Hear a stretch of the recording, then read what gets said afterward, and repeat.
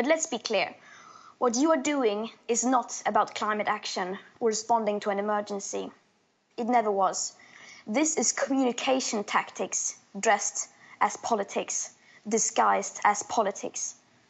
You, especially leaders from high-income nations, are pretending to change and listen to the young people while you continue pretty much exactly like before. Pretending to take science seriously by saying science is back, while holding climate summits without even inviting one single climate scientist as speaker. Pretending to wage war against fossil fuels while opening up brand new coal mines, oil fields and pipelines.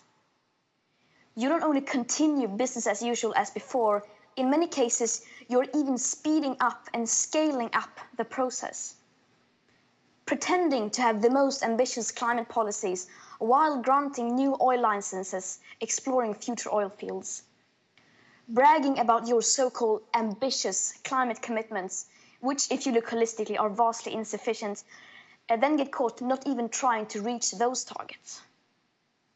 The G7, as an example, is spending billions more on fossil fuels and fossil fuel infrastructure than on clean energy.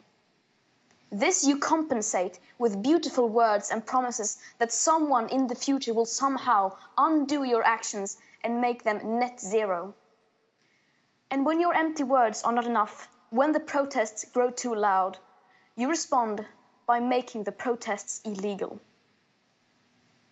Of course, we welcome all efforts to safeguard future and present living conditions, and these distant net zero emissions targets could be a great start, if they weren't full of gaps and loopholes, like leaving out emissions from imported goods, international aviation and shipping, as well as the burning of biomass, using baseline manipulation, excluding most feedback loops and tipping points, ignoring the crucial aspect of equity and historic emissions, as well as making these targets completely relying on fantasy-scale, currently barely existing negative emissions technologies.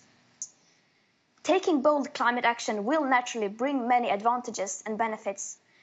Yet, needless to say, we will not be able to solve a crisis we do not treat as a crisis and that we do not understand the magnitude of. Perhaps playing a role helps you sleep at night, saying things just for the sake of it, because the words are in your scripts.